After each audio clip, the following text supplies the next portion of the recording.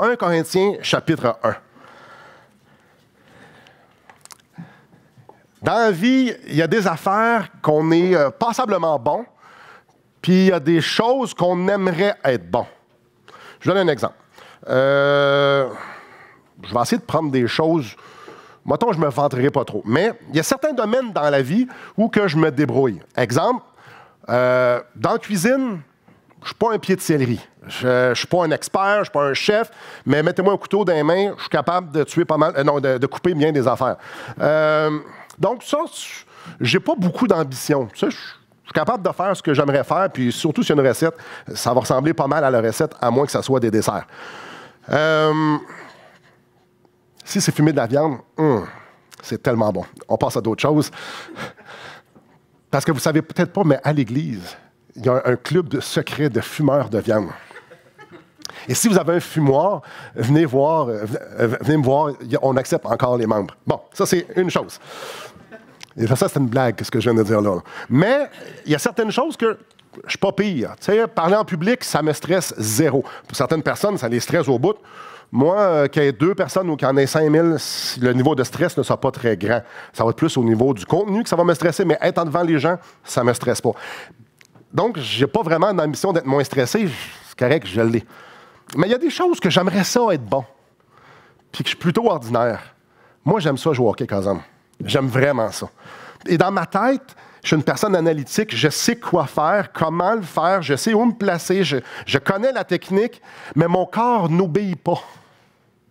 Je ne suis pas capable pour 1001 raisons, parce que mes mains ne suivent pas ou parce que mon cardio ne suit pas. Écoutez, j'ai des amis qui m'invitent dans un tournoi d'hockey Kazam à tous les ans. Et c'est une bonne équipe. On se rend en finale, bien souvent. Puis moi, je le sais que je suis pas le moins bon de l'équipe, qui est moins invité parce que c'est mes amis. Je n'ai pas d'affaires sur l'équipe pantoute. Donc, quand on est en finale, où vous pensez que je veux me mettre sur le banc, je veux surtout pas nuire à l'équipe, mais j'aimerais tellement ça que mon corps soit capable de faire ce que j'aimerais faire. Ce que je suis en train de vous dire là, c'est que depuis tout petit, on se fait dire qu'on est capable, qu'on a tout en nous pour pouvoir accomplir ce qu'on veut. Que nos rêves, on ne devrait jamais dire non à nos rêves, qu'on devrait toujours pousser et vouloir accomplir nos rêves et que ça va arriver. J'ai 42 ans, je ne suis pas meilleur au hockey Kazam. C'est pas vrai. C'est pas vrai. J'ai 42 ans, j'écris aussi mal qu'il y a 10 ans. C'est pas vrai qu'on peut accomplir. Il y a des affaires que je ne suis pas bon. Il y a des affaires que je ne serai jamais bon. Je ne pourrais jamais faire des triathlons. Je n'ai pas besoin de vous expliquer pourquoi. Je ne peux pas. C'est pas vrai. C'est pas vrai que l'idée que j'ai tout en moi pour accomplir ce que... C'est pas vrai, ça. Et quand on amène ça dans notre vie chrétienne, parce que cette philosophie-là, c'est en nous, l'idée de vouloir performer, l'idée de pouvoir se dépasser, l'idée de vouloir être bon, l'idée de pouvoir être bon partout. Quand on amène ça dans la vie chrétienne, c'est fou raide, là. Être un bon chrétien. Si vous connaissez la parole de Dieu, dis-moi, il faut que je performe pour être un bon chrétien. Je ne sais pas pour vous, mais je vais vivre dans la défaite, là, parce qu'être un bon chrétien, je regarde Paul. Je regarde, en fait, c'est pas Paul, je vais regarder si c'est Jésus. Être un bon mari. Je dois aimer ma femme comme Christ a aimé l'Église. Soyons performants. On se roule les manches, là. C'est donc facile, hein? Être un bon père. Donc, je vais prendre Dieu comme modèle, comme papa, et je vais modeler ça pour mes enfants.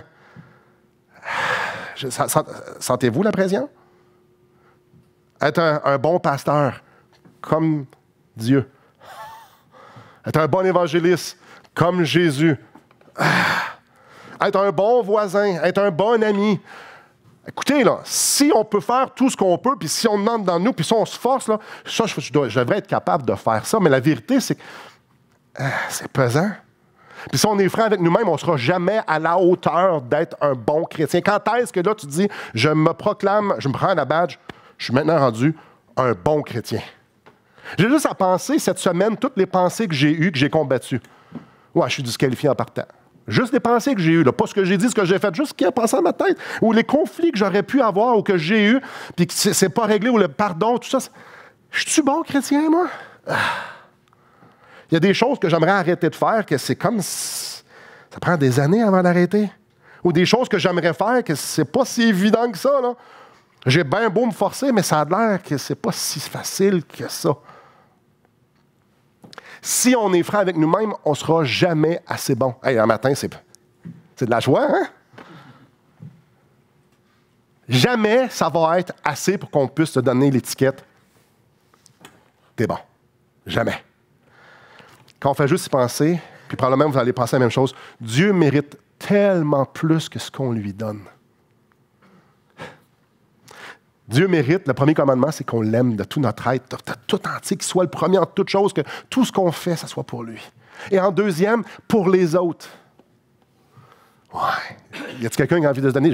J'en ai des badges, là. Ceux qui en veulent se donner des badges de réussite là-dedans, vous me le direz. Non. Non. Je ne sais pas pour vous, mais moi, j'aimerais tellement faire mieux. Savez-vous, ça, là, ça n'a rien à voir avec l'Évangile. Ce que je suis en train de vous dire là, c'est drôlement pas biblique. Ça, j'ai pris une philosophie qu'on m'a enseignée puis qu'on se fait tout enseigner depuis qu'on est petit, puis je l'ai mis aujourd'hui. Ça n'a rien à voir avec la Bible, mais pas du tout, du tout, du tout. En fait, vouloir être bon, ça nuit à notre croissance. Vouloir être bon nuit à notre marche en Christ. Vouloir être bon nous rend pas bon en Jésus-Christ. Ce matin, on va avoir un passage qui est succulent.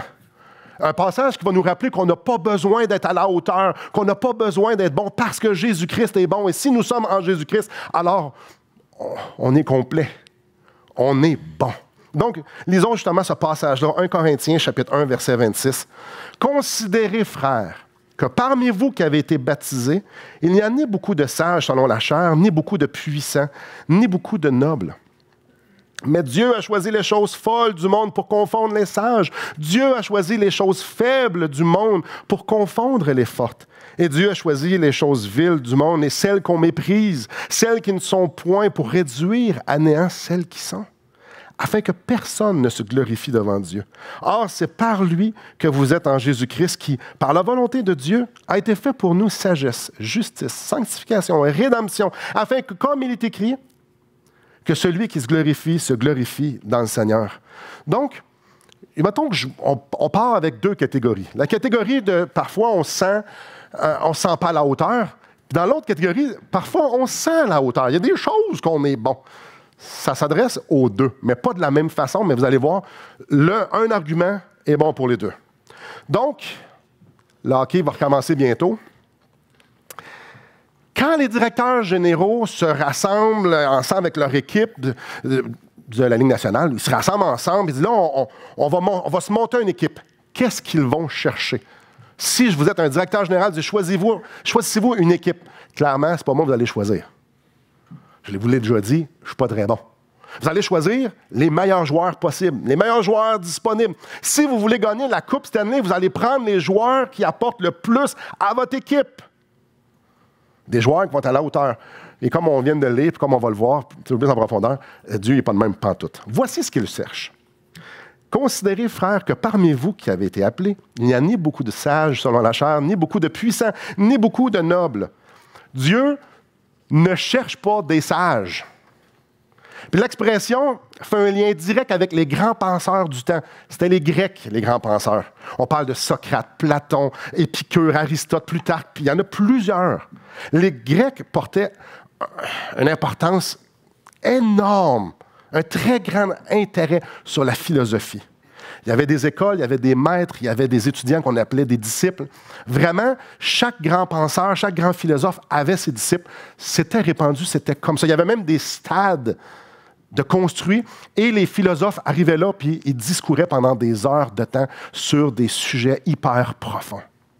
Imaginez ces hommes-là qui ont existé il y a quelques années, bien évidemment, ont façonné la plupart des grands mouvements philosophiques du temps et encore aujourd'hui. Ceux que je vous ai nommés, si vous étudiez juste un petit peu la philosophie, c'est les premiers que vous allez apprendre. Donc, dans ce temps-là, les sages, c'était les grands penseurs. C'était ceux qui avaient énormément d'influence. C'était des personnes prédominantes dans la société. Quand c'est rendu que tu as des disciples, c'est parce que tu es quand même très prédominant. Donc, tu es capable d'apporter quelque chose que les autres n'apportent pas. Parmi les Grecs, la sagesse l'intelligence, la capacité de comprendre des concepts hyper poussés et profonds est une porte pour devenir une personne très importante, vue de tous. Ça nous dit ici que Dieu n'a pas choisi du monde comme ça. Ce n'était pas son critère de sélection.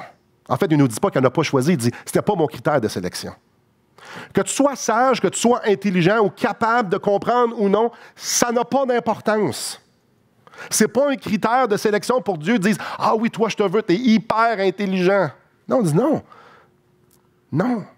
Il n'y a pas beaucoup de sages selon la chair. Il n'y en a pas. Ça nous parle aussi qu'il n'y a pas beaucoup de puissants. Le sens ici, ce n'est pas de la force physique, mais de capacité. Il parle ici que le critère de sélection n'est pas d'être capable de faire avancer les choses. Encore une fois, c'est dans un contexte ici grec. Alexandre le Grand, un des plus grands conquérants que la Terre a porté. Alexandre le Grand, ce général grec-là, c'est lui, à un très jeune âge, qui a conquéri le plus grand royaume, le plus rapidement. Il est vraiment... si vous lisez un petit peu là-dessus, c'est hyper fascinant. Ce gars-là, il avait des capacités incroyables. Le plus jeune, le plus rapide, le plus de territoire. C'est un Grec. Capable, puissant. Il me semble, dans la vie, si tu veux faire avancer un projet, tu veux avoir des Alexandre le Grand.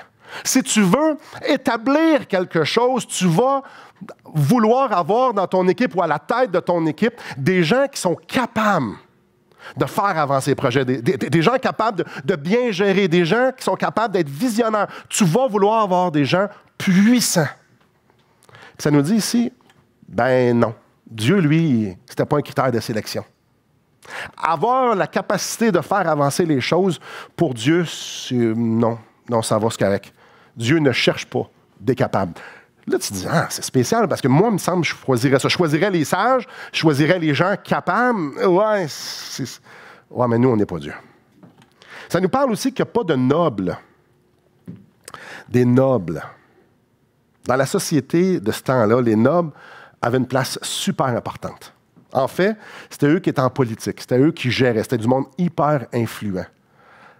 C'était des gens qui venaient souvent d'une grande famille, ou c'était ceux qui siégeaient puis qui décidaient les grandes choses de leur époque, de la société, ce qu'ils étaient pour faire. Dieu dit, non, je ne cherche pas des riches, je ne cherche pas ceux qui viennent d'une grande famille, je ne cherche pas de gens influents, c'est pas ce que je cherche. Je ne cherche pas ceux qui ont des grandes capacités, ni de sages, ni intelligents. En fait, c'est pas ça que je cherche du tout. Regardez ce qu'il cherche au verset 27. Mais Dieu a choisi les choses folles du monde pour confondre les sages. Dieu a choisi les choses faibles du monde pour confondre les fortes. Dieu cherche du monde fou. Ouais. Ça, c'est intéressant. Si vous êtes parent, je vous prierai d'écouter bien ça et traduisez ça à vos enfants. Faire la contrebalance de ce qu'ils entendent à l'école. Dieu cherche du monde fou. Ça veut dire quoi, ça? Ça veut dire du monde qui ne font pas de sens. Du monde qui sont incohérents. Ça, c'est tout à fait le contraire de sage et intelligent. C'est pas pire, hein? C'est ça qu'il cherche. Dieu ne s'est pas trompé quand il a choisi des simples. Donc, si vous vous croyez simple, faites pas comme hey, « moi, j'ai dû glisser entre les cracks ». Non. Non. Dieu ne cherchait pas du monde hyper capable pour faire avancer son royaume, pour établir son royaume. Non. Dieu ne cherchait pas ça. Ça n'a jamais été une caractéristique. Être quelqu'un de prédominant, avoir un coffre à outils bien plein, ça n'a jamais été une caractéristique pour être choisi par Dieu. Jamais. Dieu cherche des gens qui sont faibles. Dieu cherche du monde qui ne sont pas capables. Écoutez bien ça, là. Dieu cherche du monde qui n'ont pas de capacité à faire avancer les choses. Tu es capable, mon grand. On peut enlever ça du vocabulaire. Dieu ne cherche pas du monde qui sont capables. Peut-être vous faites « Oh! » Ouais, j'ai même vu dans certaines figures faire « Quoi? » Et ce, dans tous les sens du terme. On va aller même plus loin, verset 28. Et Dieu a choisi les choses viles du monde. Dieu cherche du monde vil. Du monde insignifiant. Donc, Parents, on doit enseigner nos enfants à être insignifiants. Et la meilleure façon de leur montrer être insignifiants, c'est nous-mêmes être insignifiants. Mais on n'a pas besoin de se forcer pour être insignifiant. On l'est. Si vous ne croyez pas que vous êtes insignifiant, vous relirez le passage. C'est quoi ça, du monde insignifiant? C'est des fous! C'est du monde sans capacité, du monde vil. Ouais. Hein? Ça va bien ce matin, hein? Dans le royaume de Dieu, la sagesse humaine, la capacité humaine, tout ce que l'homme peut apporter, ce n'est pas nécessaire. Pour être efficace et avancer dans le royaume de Dieu, tu n'as pas besoin de rien qui vient de l'homme. Tu as tout en dedans pour être capable. Non. Pourquoi Dieu n'a pas choisi l'élite? Parce qu'il me semble, moi, je vais choisir du monde hyper brillant, hyper capable, du monde qui... Pourquoi on choisit? Pourquoi moi, puis vous, excusez-moi, vous? Il y avait un royaume à établir. Il y a une église à mettre en place. Il y a des jeunes enfants qui ont besoin d'être formés et éduqués. Il y a tellement de choses importantes pour que son nom puisse être... Justement. Il n'a pas choisi du monde capable. Il n'a pas choisi du monde intelligent parce que c'est son nom qui doit être démontré. Pas le nôtre. Verset... Je relis 27-28. Mais Dieu a choisi les choses folles du monde pour confondre les sages. Dieu a choisi les choses faibles du monde pour confondre les fortes. Et Dieu a choisi les choses viles du monde et celles qu'on méprise, celles qui ne sont point, pour réduire à néant celles qui sont. Une des raisons pourquoi il a choisi les choses viles, c'est que pour que personne puisse attribuer aux chrétiens, à eux-mêmes, le fait que ça vienne d'eux autres. Que ça soit clair que ce que les chrétiens font est beaucoup plus grand que ce qu'ils sont. Vous en souvenez, quand Pierre et Jean étaient devant Saint-Hédrin, le Saint-Hédrin, ils ont fait dans Acte 4, ils ont fait « Oh, mais ça, c'est du monde ordinaire. Comment ça qu'ils parlent avec autant d'autorité et autant de connaissances? Qu'est-ce que c'est ça? » Une des raisons pourquoi Dieu prend les choses ordinaires, viles, sans capacité, c'est pour que personne puisse dire « Hey, eux autres sont vraiment hot. » Que ce soit au niveau de l'influence, de la sagesse, des capacités. Nous qui sommes rien, regarde qui ils sont. Ça, c'est impressionnant. Regarde ce qu'ils font. Wow! Ça, c'est impressionnant. Une autre raison, verset 29, afin que personne ne se glorifie devant Dieu. Une autre raison de pourquoi il prend du monde ordinaire, comme vous et moi, c'est que personne puisse dire « Regarde comment je suis bon ». Et se dire « Regarde ce que je suis capable ». Que personne puisse ouvrir son coffre à outils et dire « Wow, je peux tellement être profitable dans le royaume de Dieu. Regarde à quel point, regarde à moi, à quel point je suis équipé. » Non! Ça nous dit ici que tu ne peux pas te glorifier devant Dieu. Je vais prendre des choses ordinaires pour que tu ne puisses jamais dire « Ouais, mais moi, je suis une valeur ajoutée dans ton royaume. » Je comprends que tu m'as choisi et tu n'as pas choisi lui. Parce que lui, il aurait tout fait foirer, mais moi, je suis une pierre quand même assez incroyable. Tu sais, je suis solide chez vous, là. Non! Puis juste, je le dis, puis il y en a plusieurs qui rient, ça ne fait pas de sens. Mais penser qu'on est quelque chose, c'est justement dire ça. Penser que moi, là, j'ai besoin d'être à la hauteur, ben c'est pourquoi? Parce que si je ne suis pas à la hauteur, ça va s'écrouler. Non, tu n'es pas à la hauteur. Prends-en pleinement conscience. Dieu prend soin de prendre les pas bons pour que ça soit manifeste à nous-mêmes aussi, que si on réussit, ça n'a rien à voir avec nous. Que jamais on peut se dire « Un matin, mon homme, tu as fait une super job. »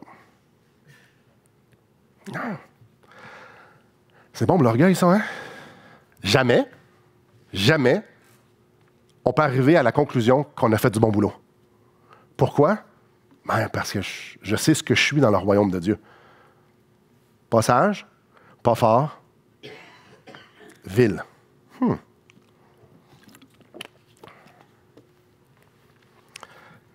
Dans le royaume de Dieu, c'est tout à propos d'une personne. Verset 30. Or, c'est par lui que vous êtes en Jésus-Christ qui, par la volonté de Dieu, a été fait pour nous sagesse, justice, sanctification et rédemption. Si nous avons une place dans le royaume de Dieu, si nous avons de la sagesse, si nous avons quelconque capacité ou qualité, c'est à cause de Christ. Qu'est-ce que j'ai qu'on ne m'a pas donné? La force en arrière de chacune de mes actions vient de lui. Mes capacités, mes qualités, ce que je suis capable de faire, ça vient de lui. Tous les grands changements qui s'opèrent en moi, ça vient de lui. Quand je rencontre quelqu'un, puis qui me dit « J'en reviens pas comment tu as changé depuis 10 ans. » Merci. J'ai mis beaucoup d'efforts, je travaille beaucoup sur ma personne. Avouons que ça ne fait pas de sens. Non, ça vient de lui. Ça vient de lui. Quand un chrétien devient quelque chose, même dans ce monde-ci, ça vient de lui. Et si Dieu n'est pas en train de nous dire qu'on est tous des légumes. Non, il y en a qui ont 10 talents, il y en a qui ont des intelligences hyper poussées, il y en a qui ont des grandes capacités. Mais ça vient de lui. Ça vient de lui. Afin que, comme il est écrit au verset 31, que celui qui se glorifie dans le Seigneur. Dans le royaume de Dieu, il y en a juste un qui est bon, c'est Jésus-Christ. Il ne faut pas penser que, alors qu'on va rentrer au ciel, on va nous applaudir et dire « Hey, ils viennent d'en perdre un bon, eux autres là. Mais nous, on vient d'en gagner un bon. Hey, bravo, bienvenue à la maison. » Justement, ça prenait du monde là, pour venir à redresser ça. Là. C'est drôle, mais pas tant. Pas tant. Dans le royaume, il y en a juste un qui est capable. C'est Christ. Il y en a juste un qui a des bonnes idées. C'est qui dans l'univers qui a les meilleures idées? Ben, c'est moi. C'est pour ça que quand ça va mal, il faut que je me presse à vite arranger les affaires. Non. Que celui qui se glorifie dans le Seigneur. C'est pas moi. Afin que personne ne se glorifie devant Dieu. C'est pas moi qui ai les meilleures idées. Il y en a juste un qui est capable de faire avancer un projet dans le royaume de Dieu. C'est lui. C'est pas moi. Il y en a juste un qui est toujours à la hauteur. C'est Jésus. Il y en a juste un qui réussit tout le temps. C'est lui. Le monde entier est vil, fou et incapable. Mais lui est bon. Lui est quelqu'un. Lui, il a fait tout ce qui était nécessaire à la perfection.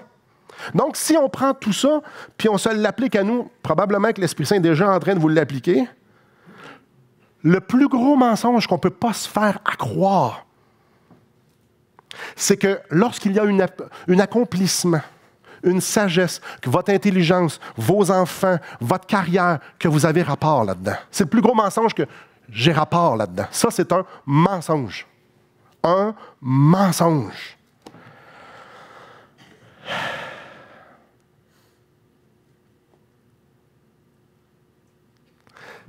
Si vous êtes, et si je suis un enfant de Dieu,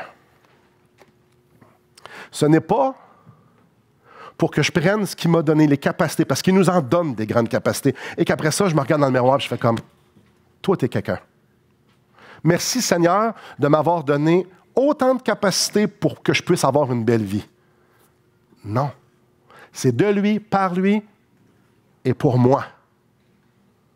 Et pour lui qu'elles sont toutes choses. À lui soit la gloire. Que personne ne se glorifie devant Dieu. C'est pour lui. Si je suis un enfant de Dieu, c'est pour lui. S'il m'a donné quelque chose, c'est pour lui. C'est pour que ma vie, votre vie, notre vie démontre sa grandeur. Ça n'a rien à voir avec nous. Si Dieu vous a équipé, que ce soit de faire les meilleurs gâteaux, jouer un instrument de musique ou n'importe quoi, si Dieu vous a équipé, c'est pour que vous le glorifiez avec ça. Et qu'en aucun temps, vous mettez votre main sur ces capacités-là pour dire « gloire à moi » ou « j'ai un coffre à outils bien plein et que je suis équipé ».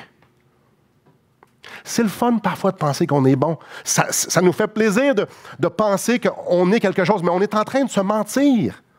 On est en train de voler la gloire de Dieu quand je pense que moi, je suis quelque chose. Moi, je le sais de où est-ce que ça vient.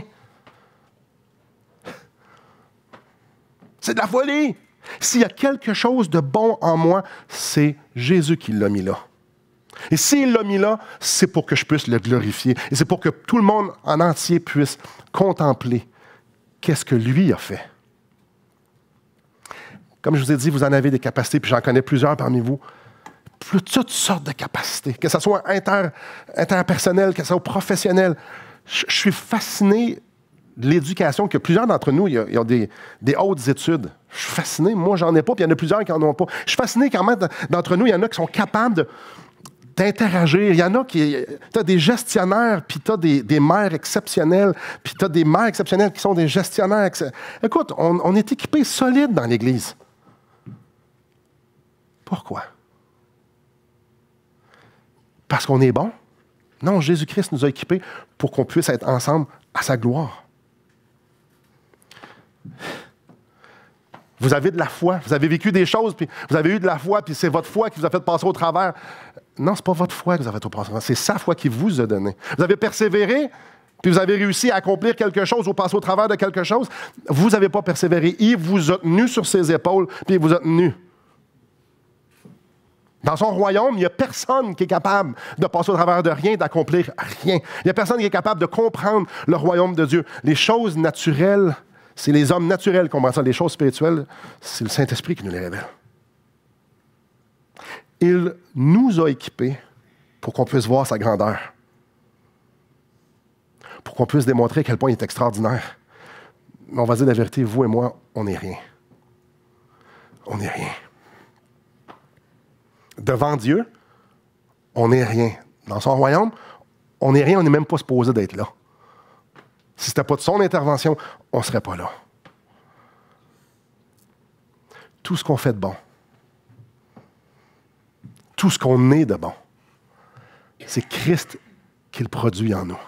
C'est lui qui est en train de déployer sa splendeur. Et vous pouvez regarder dans votre vie puis voir les choses qui sont belles. Je vous encourage de le faire. Regardez, contemplez vos capacités. Puis dites, « Wow, Seigneur, tu m'as donné ça. Seigneur, tu m'as donné les jambes pour que je puisse courir. Wow, il y en a une gang qui ne sont pas capables. Tu m'as donné les capacités de pouvoir faire ci, de pouvoir faire ça, de comprendre ci, de comprendre ça. Wow, Seigneur, merci. Tu m'as donné la capacité de pouvoir faire 20 ans d'études. Wow. Exceptionnel. Tu m'as donné la motivation, tu m'as donné les capacités intellectuelles, tu m'as donné les sous, tu as tout pourvu. C'est lui qui est en train de déployer qui il est au travers de nous. C'est pas nous autres qui prenons la première place et qui disons « Là, c'est moi qui travaille. » Non. Mais ça, c'est une bonne ou une mauvaise nouvelle? Certaines personnes vont dire « Ouais, mais là, c'est pas une bonne nouvelle. Si je suis rien. C'est une excellente nouvelle. Si je suis rien, il ne faut surtout pas entendre Dieu, là, je veux que tu sois quelque chose. Dieu sait qui a choisi. Dieu sait qui a sauvé du monde qui avait besoin du travail du Saint-Esprit dans leur vie. Ça veut dire que je n'ai pas le fardeau d'être à la hauteur. Dieu sait que je ne suis pas à la hauteur. Dieu, je n'ai pas le fardeau de contrôler les événements incontrôlables. Dieu le sait que je ne suis pas capable. Dieu ne me pousse pas, ne me met pas le fardeau de réussir. Il sait que je ne suis pas capable. Imaginez, vous prenez un petit enfant de 5 ans, tu dis là, tu vas aider papa à déménager. On commence avec le piano. Non, on ne fait pas ça. On ne fait pas ça. On ne fait pas ça. Là, ma petite fille, je sais que tu as 8 ans, mais papa est dentiste, puis j'aimerais ça que tu viennes faire des opérations avec moi. Non, on ne fait pas ça. On ne fait pas ça. Dieu le sait qu'on n'est pas capable. Je n'ai pas le fardeau. Et moi, la responsabilité, c'est juste de me rappeler que c'est fou de penser que je serais capable. Tu veux faire quelque chose dans le royaume de Dieu. Regarde dans ton coffre à outils, il est vide. Fait que si tu te sens qu'il est vide, c'est une bonne nouvelle.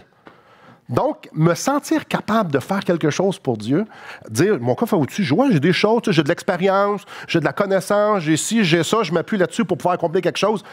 Ça, c'est la mauvaise pensée. La bonne pensée, c'est de dire, ben, il est vide. Est-ce que c'est une bonne ou une mauvaise nouvelle? Ben, c'est une excellente nouvelle, parce que s'il est vide, ça veut dire qu'il peut être rempli. S'il est plein, il va falloir qu'il soit vidé avant. Dieu résiste aux orgueilleux. Et on vide le coffre à outils, puis il fait grâce aux humbles. Il le remplit. Il ne le remplira pas avant de l'avoir vidé. Mais quand il est vide, ben, je n'ai pas besoin de vivre dans la défaite. Parce que Christ est vainqueur. Je n'ai pas besoin d'essayer de prouver rien, non, parce qu'il sait qui je suis. Je ne suis pas obligé de tout comprendre. Je ne suis pas obligé de faire du sens avec toutes les circonstances, j'ai de la misère à comprendre. Je ne suis pas obligé de, comme j'ai dit, d'essayer de contrôler l'incontrôlable. Christ est au contrôle. Je n'ai pas besoin d'essayer de tout contrôler l'Église, tout contrôler ma famille, tout contrôler rien, tout contrôler les circonstances qui me perturbent. Christ est au contrôle. Est-ce que je crois que Christ est au contrôle? Oui. Ton coffre à outils est vide. C'est une bonne nouvelle, ça? Mais hein? La bonne nouvelle, c'est que si c'est moi, il faut qu'il le fasse. Hey, élever mes enfants dans les voies du Seigneur. Hey, je peux-tu lire un livre sans presse pour me donner des trucs? C'est correct. Parce qu'une des façons que Dieu nous équipe, c'est comme ça. Mais de penser que je suis capable? Non. Hey, on pêche. J'espère que je vous apprends rien. On pêche. Encore et encore et encore. C'est tout à fait normal pour un chrétien de se sentir coupable parce qu'on pêche. Et le péché amène la condamnation. Mais celui qui réalise qui est en Jésus-Christ, il va dire, il n'y a maintenant aucune condamnation pour ceux qui sont en Jésus-Christ. Je n'ai pas besoin de me sentir coupable parce que mes péchés ont tous été pardonnés. C'est formidable, ça. Quand je réalise que Jésus-Christ règne sur son royaume et qu'il donne à chacun selon les capacités, selon ce qu'il veut qu'il fasse, ça veut dire que je n'ai pas besoin d'être parfait. Ça veut dire que je suis capable d'accepter, de comprendre qu'il y a des choses que je ne serai pas bon. Parce que quand je ne suis pas bon, Richard, lui, est bon. Ou Simon, lui, est bon. Puis Rachel est bonne. À des places que moi, je ne suis pas bon. C'est libérateur, ça. Dans le royaume, il n'y a personne de parfait sinon celui qui le dirige, Jésus-Christ. Les autres, ils ont juste une partie d'équipement. C'est une bonne nouvelle. Hey, essayez d'être bon dans tout. Tantôt, je l'ai dit. Ça se peut pas. Mais je suis confiant que la personne à côté de moi, Dieu l'a équipée différemment de moi. Je n'ai même pas besoin d'être meilleur qu'elle. Je n'ai pas besoin d'avoir de la compétition. On a juste besoin de s'appuyer sur Christ. Et c'est là que c'est une bonne nouvelle. En Christ, je ne suis pas vil. Écoutez bien ça, là. En Christ, je ne suis pas faible. En Christ, je peux être intelligent. Je suis intelligent. En Christ, j'ai des capacités, j'ai une puissance. Mais en Christ, dans le royaume de Dieu, c'est en Christ, ça se passe. Pourquoi? Parce que Christ est en train de magnifier son nom au travers de moi. Si vous êtes un enfant de Dieu, Christ est en train de démontrer au monde entier et à vous-même qui est. Donc, quelle promesse! Mais quelle bonne nouvelle! La chose la plus importante, c'est qu'on croit ce que lui nous dit et non pas ce qu'on aimerait. Moi, j'aimerais être bon. Lui, il me dit « je t'aime ». Lui, et moi, j'aimerais pouvoir faire avancer les choses. Lui, il me dit « fais-moi confiance. Je m'occupe de tout. » C'est une bonne nouvelle? Le roi des rois, celui qui gouverne toutes choses, il nous dit « je m'en occupe. Fais juste venir à moi.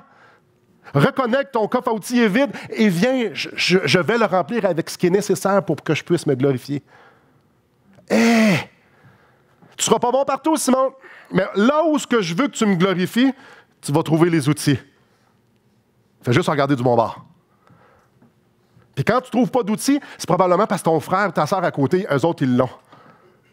Je ne cherche pas dans le tien. Je cherche dans celui que je t'ai donné. Je n'ai pas le fardeau d'être parfait. Non. Christ l'est. Christ dirige. Christ donne. Je n'ai pas besoin de me démener pour être acceptable. Je ne le serai jamais. Mais je peux écouter ce que Dieu me dit. Tu es mon enfant. Jésus-Christ a tout payé. Fais juste venir me voir. Rentre avec assurance dans le sanctuaire. Viens passer du temps avec moi. Tu n'as pas besoin de m'impressionner, tu ne m'impressionnes pas. Fais juste venir avec moi. Viens puiser en moi ce qui est nécessaire pour que tu me glorifies. Tu vois, je vais te le donner. C'est tout ce que tu as besoin. L'estime de soi. Je vais lâcher une grosse bombe. Là. Vous avez devant vous le plus grand avocat. Ben, il y a peut-être des plus grands, mais en tout cas, moi.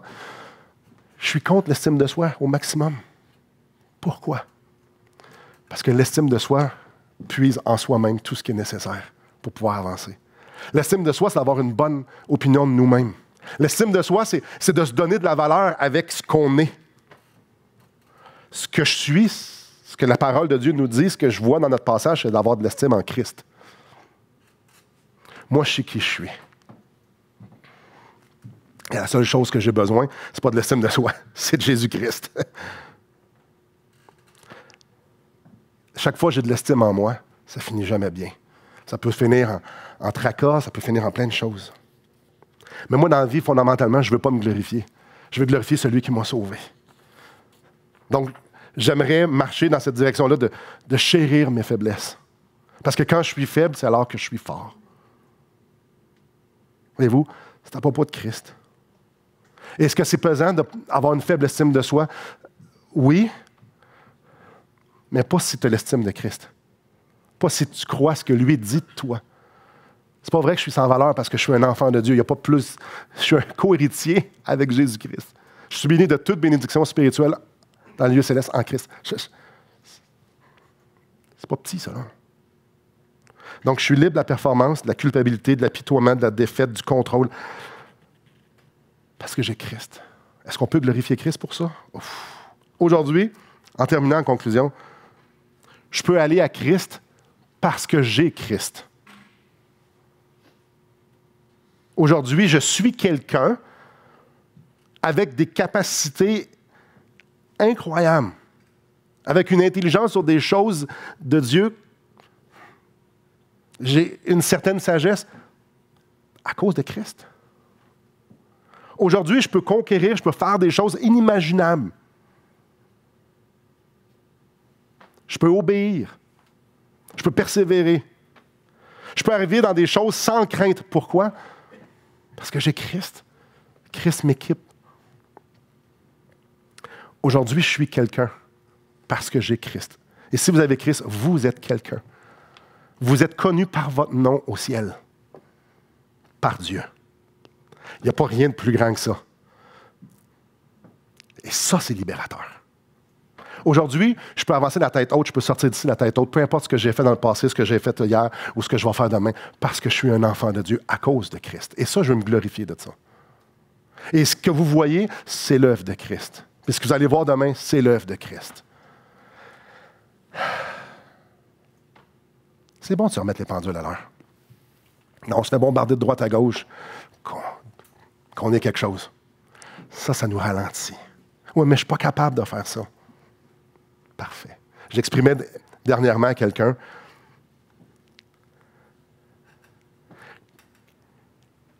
que, à mon avis, à moi, un des qualificatifs pour être pasteur, c'est d'avoir le syndrome de l'imposteur. Ça veut dire quoi, ça, le syndrome de l'imposteur? Ça veut dire, mais pourquoi moi je fais ça? Je ne suis pas équipé pour faire ça. Quand quelqu'un comprend la grandeur de la tâche pastorale, tu ne trouverais pas personne qui va dire, oh non, moi je suis capable. Non, moi je suis capable. Moi, là, je vais vous diriger ça à une église. Faites-moi confiance. Mais plutôt dire, je comprends pas, mais OK, c'est correct. Je vois que tu m'as équipé, les autres le reconnaissent. Parfait, je vais y aller, mais avec crainte et tremblement. S'il y a quelqu'un qui avance dans le pastorat ou dans n'importe quel ministère en disant, moi capable. Fuyez, mais fuyez. Ah, moi, je vais vous montrer comment être père. Ou mère, encore mieux, mère. Je suis très bon pour être mère. Là. Moi, je vais vous montrer ça. Fuyez. Fuyez. Fuyez. Quelqu'un dit, moi, je n'ai pas grand-chose, mais le Seigneur m'a montré quelques petites choses, puis je vais y aller avec ça, mais... Ah, écoutez. Chers amis, c'est correct de savoir que notre coffre à outils est vide. Parce que dans le coffre à outils, il y a Jésus qui nous dit, « Fais-moi confiance, je m'en occupe. » Prions.